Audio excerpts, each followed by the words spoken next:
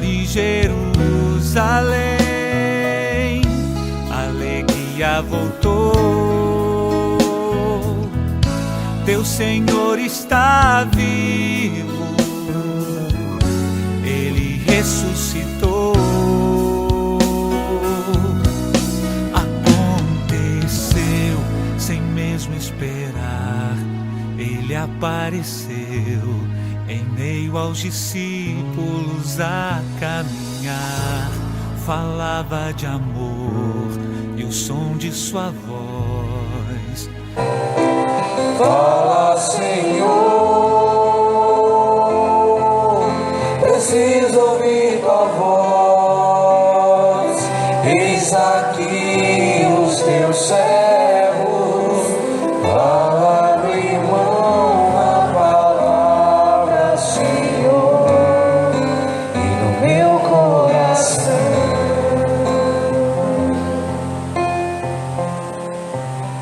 O Senhor esteja convosco. Ele está no meio de nós. Proclamação do Evangelho de Jesus Cristo, segundo Lucas. Glória a vós, Senhor. Naquele mesmo dia, o primeiro da semana, 2 dos discípulos de Jesus iam para um povoado chamado Emaús, distante 11 quilômetros de Jerusalém. Conversavam sobre todas as coisas que tinham acontecido, e enquanto conversavam e discutiam, o próprio Jesus se aproximou e começou a caminhar com eles. Os discípulos, porém, estavam como que cegos e não o reconheceram.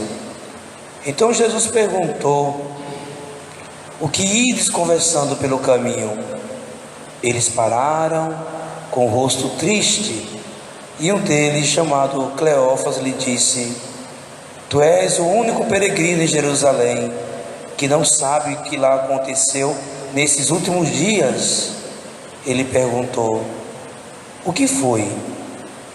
Os discípulos responderam: o que aconteceu com Jesus o Nazareno, que foi um profeta poderoso em obras e palavras, diante de Deus e diante de todo o povo. Nossos sumos sacerdotes e os nossos chefes o entregaram para ser condenado à morte e o crucificaram. Nós esperávamos que ele fosse libertar Israel, mas apesar de tudo isso, já faz 3 dias que todas essas coisas aconteceram. E é verdade que algumas mulheres do nosso grupo nos deram um susto. Elas foram de madrugada ao túmulo e não encontraram o corpo dele. Então voltaram dizendo que tinham visto anjos e que estes afirmaram que Jesus está vivo. Alguns dos nossos foram ao túmulo e encontraram as coisas como as mulheres tinham dito.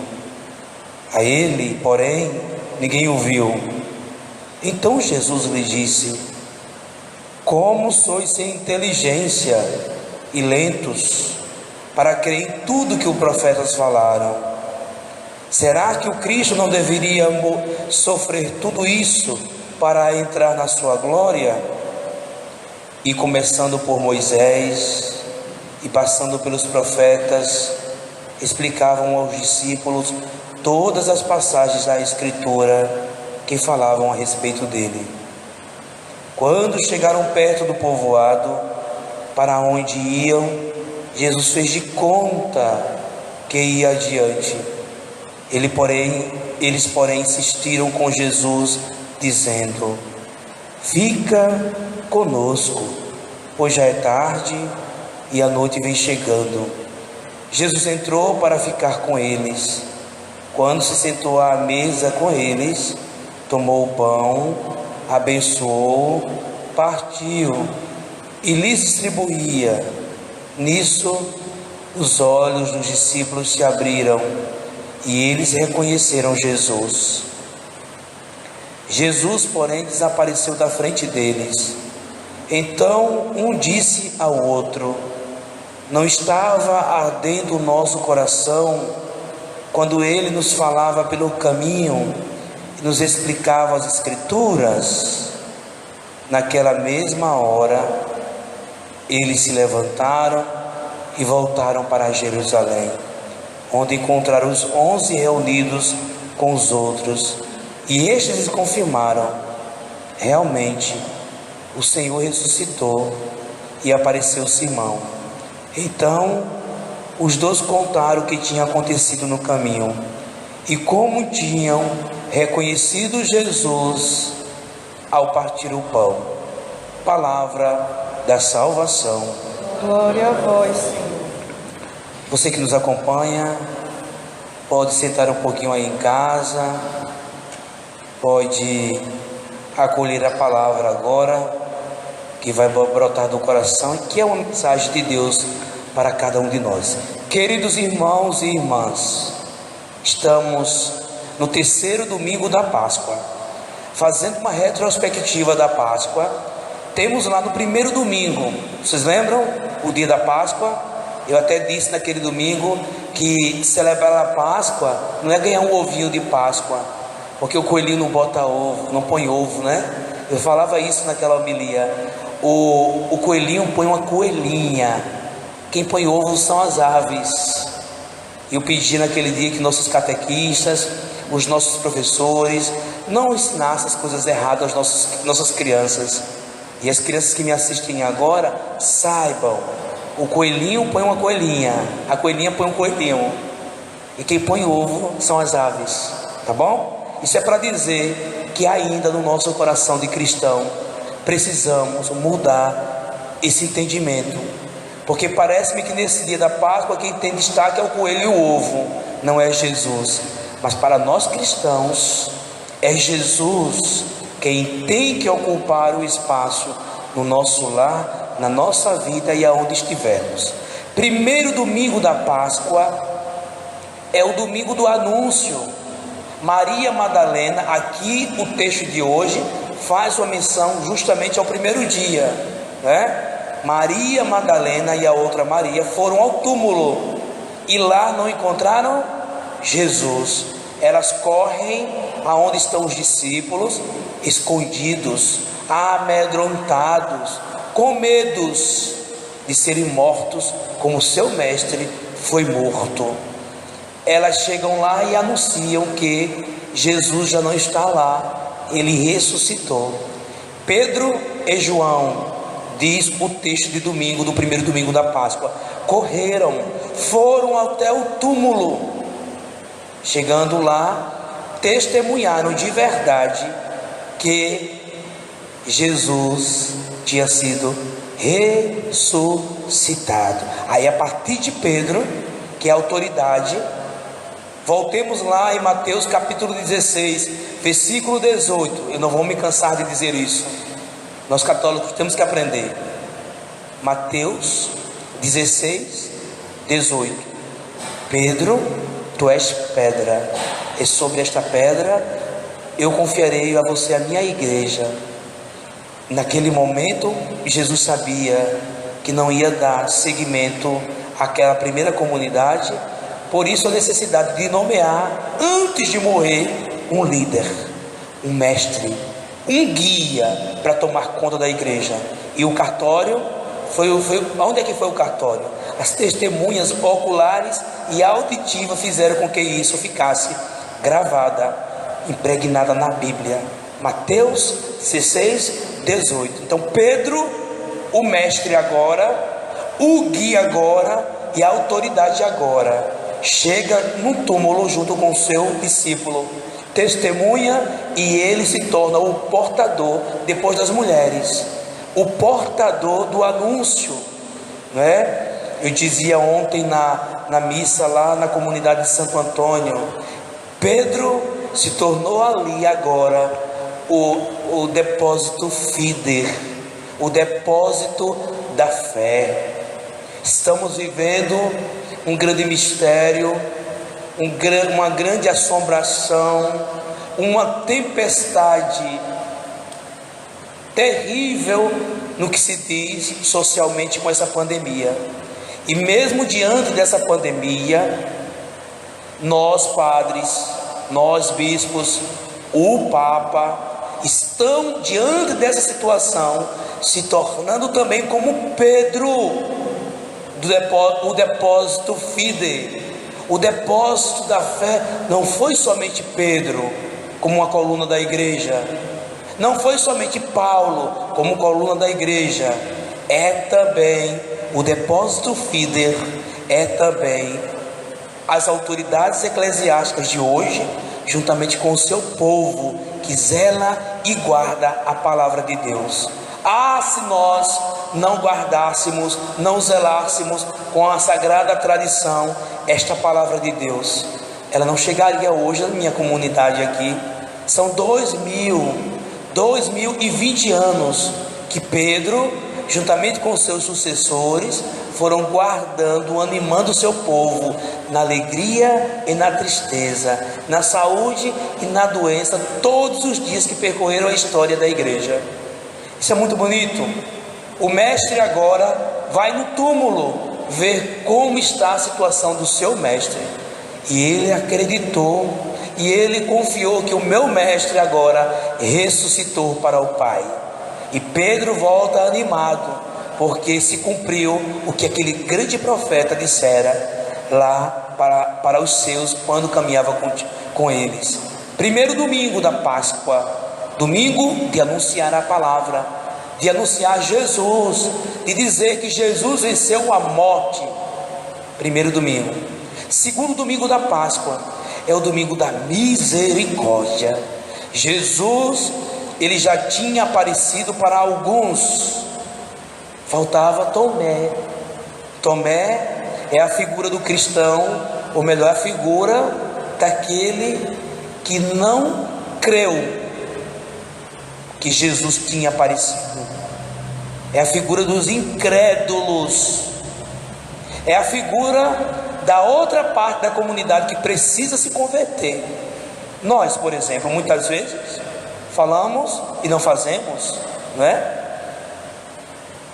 Falamos de Jesus, lemos a palavra, comungamos, jejuamos, fazemos vigília, mas lá fora, na pessoa de Jesus, que é o irmão, fazemos tudo errado. Maltratamos, excluímos, xingamos, falamos mal. Que evangelho é esse? O evangelho, ele não pode ficar impregnado na palavra, ele tem que ser tirado da palavra para a vida. Segundo domingo da Páscoa, o domingo da misericórdia. E Jesus, olha o desafio, o desabafo e a incredulidade de Tomé diante da comunidade convertida. Se eu não vir, se eu não puser as minhas mãos, o meu dedo na mão dele e no lado dele, eu não acreditarei. E aquele texto de domingo passado, da misericórdia, diz que estando eles de portas fechadas, olha, Jesus venceu até a ciência, né? Jesus entra naquele recinto, naquele ambiente, sem bater a porta, sem pedir licença. Ele entra, ele passa pela parede. Isso é o poder de quem é Deus. E se apresenta a eles dizendo: a paz esteja convosco. E em seguida, o próprio Senhor, ele faz com que o seu diálogo seja um diálogo somente com Tomé. Tomé, olha aqui, Tomé, sou eu mesmo. Um fantasma não come, um fantasma não fala, um fantasma não anda. Sou eu, Tomé, venha e toque em mim, né? Jesus convida e Tomé acredita, e a partir daquele momento, Tomé, ele passa a ser a comunidade de fé. Eu não quero ter a fé de Tomé, não, porque eu creio sem ver o meu Jesus. Ele creu porque viu.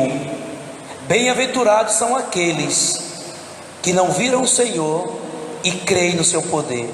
Por isso, meus amados irmãos e irmãs, segundo domingo da Páscoa, nós somos uma comunidade dos bem-aventurados. No fim de tudo, esse mesmo Jesus, ele vai lembrar de nós, vai lembrar de toda essa expressão de amor de evangelização que a gente desperta em nome de Jesus. Somos uma comunidade dos bem-aventurados. Ninguém aqui viu Jesus, mas cremos firmemente que Ele vive, que Ele reina, que Ele impera. A comunidade ali em Tomé se converte. Terceiro domingo da Páscoa. Chegamos no domingo da comunidade. Os 2 discípulos que saíram de Jerusalém, depois de toda aquela cena ensanguinária, aqueles 2, Cleófas e aquele outro lá, assistiram com a vida ao vivo e a cores a morte do seu mestre. Saíram. Imagine, meus amados, imagine pegar da sua família a melhor pessoa ou a pessoa que você mais ama, colocar em praça pública, e a partir daquele momento você começará a assistir o assassinato dela por um grupo de políticos de lá da época de Jesus, por uma comunidade covarde que gritava lá na praça, no Sinédrio: crucificam, crucificam, crucificam. Essa mesma comunidade que ao ver que Jesus estava entrando na cidade, conclamava dizendo: Hosanaei, Hosanaá. Então Hosanaei e o Hosanaá deles foram um aproveito que eles tiveram na vida. Quer dizer, acolheram Jesus enquanto Jesus lhes servia. Depois viraram as costas e pediram aí a crucificação. Esses 2 discípulos participaram piamente do assassinato de Jesus. Foram embora para a sua cidade de Emaús. O texto hoje diz que Emaús ficava não tão longe, mais ou menos 11, 15 quilômetros, Emaús a Jerusalém. Em outros textos, que não vamos examinar isso agora não, mas em outros textos, Emaús ficava mais ou menos a 30 quilômetros, mas suponhamos que não é mais que 50 quilômetros. Emaús ficava perto de Jerusalém, uma grande cidade, Jerusalém, o palco e cenário do melhor e maior comércio da época. Então, meus amados irmãos, foram embora os discípulos, aqui representado como uma comunidade. Os 2, o número 2 mostra-nos isso. A comunidade foi embora, triste, abatida e preocupada com tudo aquilo que aconteceu. Como fica o coração de uma pessoa tendo participado desse assassinato? Foram embora, e no caminho, de forma inesperada, Jesus aparece e começa a caminhar com aquela comunidade. Tem quem diga aí que Jesus, que Deus esqueceu do seu povo. Não, Deus respeita, Jesus respeita a posição e as decisões de cada pessoa, para o bem ou para o mal. Ele respeita, porque Ele te deu o livre arbítrio. Deus poderia colocar a mão dele sobre esta nação mundial e parar essa pandemia. Ele não poderia, não. Ele já está com as mãos santas sobre esta nação, sobre essa nação. O problema é que eu e você, a gente dá muito valor aos comentários, às publicações demoníacas, que são os índices altos crescendo da pandemia. Nós estamos dando muita visão a esse crivo da pandemia social, que a própria higienização, ao próprio cuidado que eu estou tendo comigo e a própria oração espiritual. Eu preciso mudar. Pode observar cada som que passa, cada carro de som que passa na rua, anunciando mais um número, mais assusta o povo. Todas as vezes que eu lanço lá uma tabelinha, aumentou o número, assusta o povo. Os que não querem preservar-se e preservar o outro, estão aí na rua, não estão nem aí. Estão nem aí. É preciso às vezes pegar com dureza em cima de algumas pessoas. Vejam só, aquela comunidade de Emaús era parecido antes da conversão. 2 discípulos que não tinham sido convertidos ainda. Tanto tempo que caminhava com Jesus, tanto tempo que ouvia Jesus, tanto tempo que testemunhava os milagres e prodígios que esse Jesus realizava. Aqueles 2 representavam ainda uma comunidade não convertida. Estão caminhando para Emaús. Quando Jesus aparece, Jesus começa a relatar o que os profetas relataram ao longo da história. O Messias deveria... Por que tão triste? Você é o único forasteiro que não sabe o que aconteceu em Jerusalém? Ele sabia, claro, mas queria ver a tendência, o pensamento, né? E a intenção daqueles 2 discípulos. E Jesus começa para ele. Jesus reafirma que realmente soube do que tinha acontecido e começa a preencher o coração daquela comunidade de esperança. O medo deixou os 2 discípulos cegos por conta do fato de Jerusalém. O medo deixou os 2 discípulos surdos por conta do fato de Jerusalém.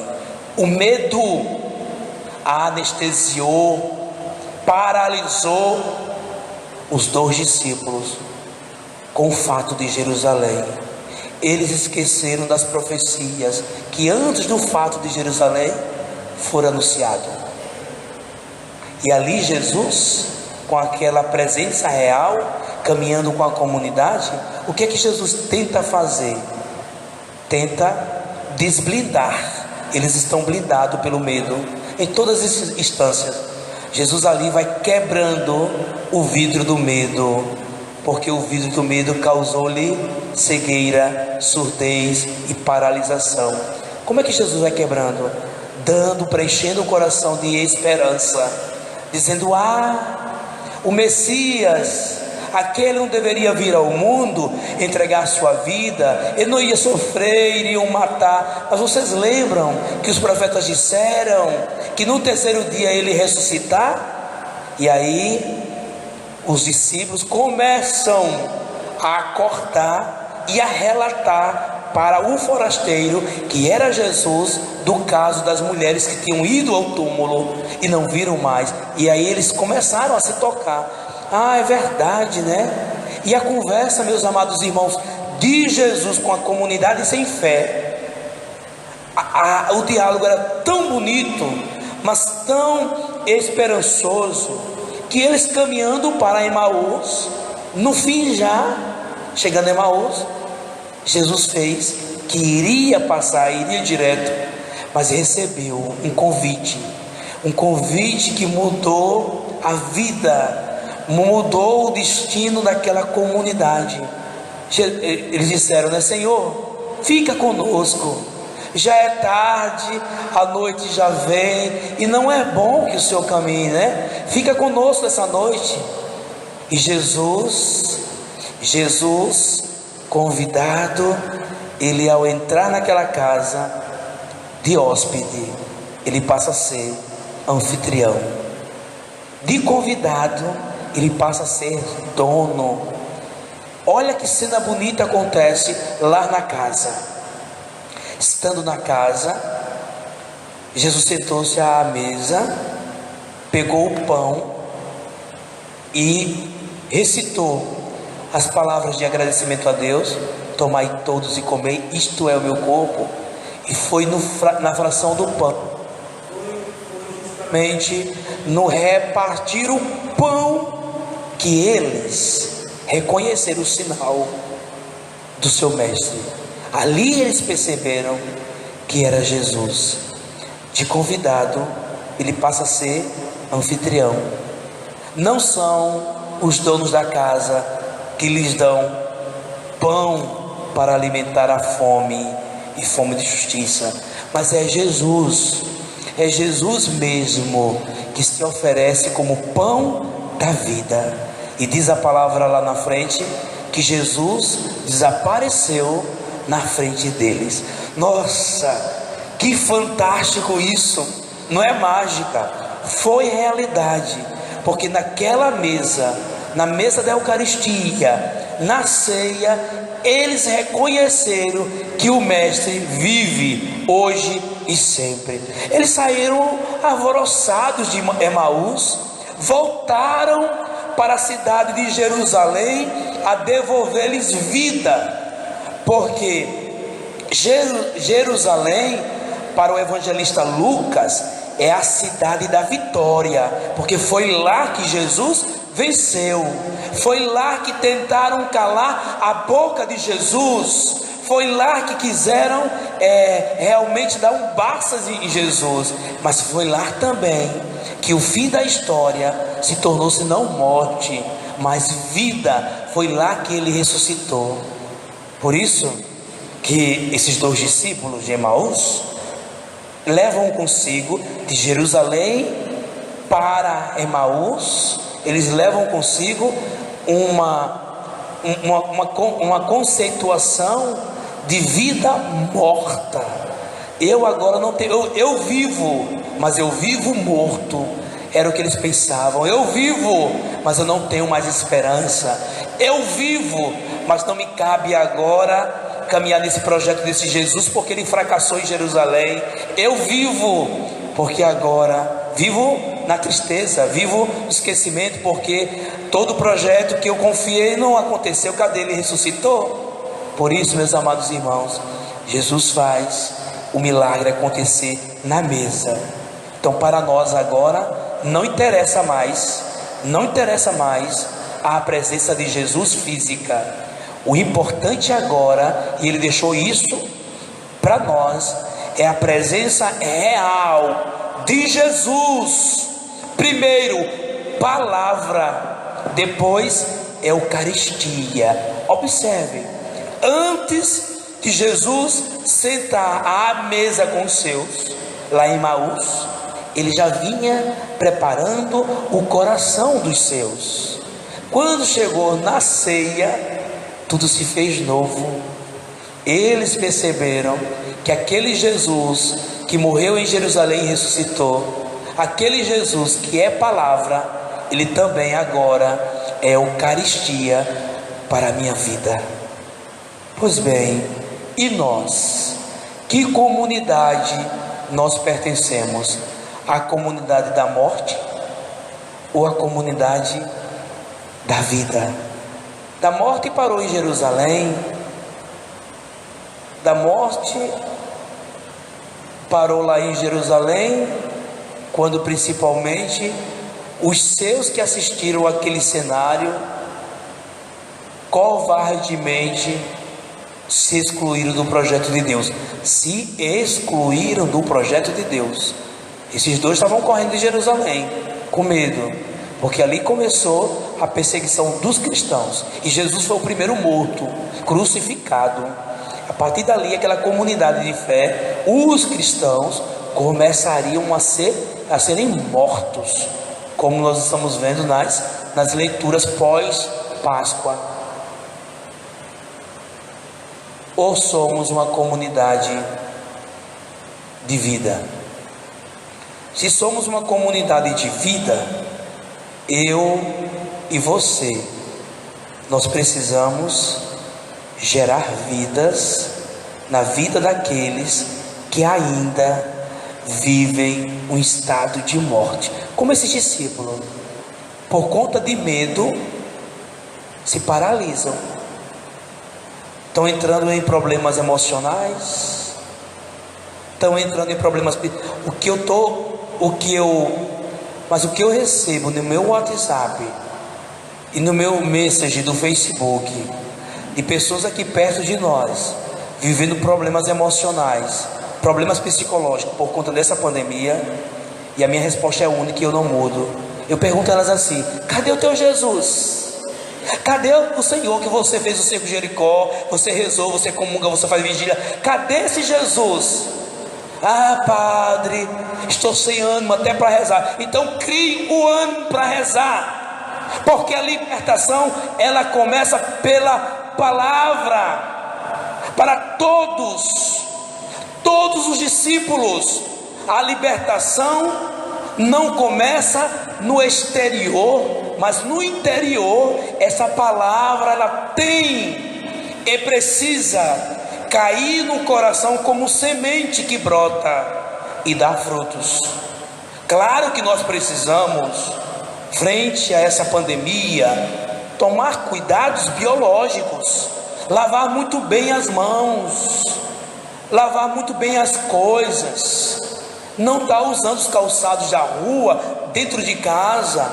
Tentar, meu amado irmão, minha amada irmã, sair na rua somente se houver necessidades. Deixem para aqueles que estão à frente nessa luta contra a pandemia. E eu disse, eu sou um grupo de risco, porque eu, como autoridade eclesiástica, eu não quero paralisar, eu quero ir atrás do meu povo, um povo que quer ouvir a palavra, um povo que quer, não é? Claro, eu vou tomar os cuidados precisos. Já fiz muitas besteiras, mas não é no sentido de pastoral mesmo. Acho que eu vou continuar fazendo. Sou teimoso, mas com os cuidados precisos. Por exemplo, daqui a pouco eu vou dar comunhão a vocês na rua. Não era para ir, mas eu vou porque o nosso povo está sedento de Deus. Nosso povo pode sair de casa para ir numa farmácia comprar remédio. Nosso povo pode sair de casa para ir no mercado comprar comida. Nosso povo pode ir na lotérica sacar o auxílio emergencial. O nosso povo pode ir no banco pagar uma continha. Por que o nosso povo não pode receber Jesus? O que é que temos contra isso aí? O que é que está por trás disso aí? Vai receber, não faz mal nenhum, e vão receber. Faz parte do anúncio profético. Ter medo? Eu falo de mim, não tenho medo mais de nada. Do que eu tinha medo e de quem eu tinha medo, já passou há muito tempo. Hoje não tenho medo. Ah, pegar um coronavírus? Fazer o quê? Esse vírus, infelizmente, todo vírus que entra na humanidade não vai embora mais nunca. Tem que ser criada uma vacina. Temos que ter cuidados. O nosso cuidado especial hoje, primeiramente, é com o grupo de risco. É o idoso, são aqueles que têm problema cardiorrespiratório, são aqueles que têm ou que tiveram problemas ou sequelas pulmonares, quem bebeu muito, quem fumou muito, quem tem hipertensão, quem é hipertenso. Esses grupos de risco, nós precisamos tomar cuidado. Agora, olha só, olha quantas crianças tem na rua aí brincando na porta de casa. Olha que maldade. Grupo, eles são vetores, né? Eles recebem a contaminação. Papai e mamãe que está dentro de casa há 40 dias não sai, ele entra e contamina todos dentro de casa. E contamina todos. Meus amados irmãos, nós precisamos ser uma comunidade de fé, cautelosamente, cuidadosamente, com os princípios que tem que ser tomado cuidado. E hoje, socialmente falando, seria a higienização. Essa historinha só de álcool não resolve não. Deixar debaixo do álcool todas as imundícias e sujeira não resolve não. Não pense primeiro no álcool, pense primeiro numa máscara, um distanciamento e lavar quanto mais as suas mãos com sabão. Primeiro item é esse. O álcool vem depois. Distancie-o do outro com máscara, lavando bem as mãos porque a mão toca em tudo, né? Em tudo, e pega no cabelo, e pega na roupa, e pega no microfone, e vem o outro, pega no... e assim vai, e assim sucessivamente. Cuidado especial. Eu creio que somos uma comunidade de fé, uma comunidade convertida, uma comunidade ressuscitada. Então saiamos desse terceiro domingo convictos que com Cristo eu agora sou uma comunidade convertida. Queiram ser os discípulos de Emaús convertidos, e se não somos, peçam ao Senhor misericórdia. Louvado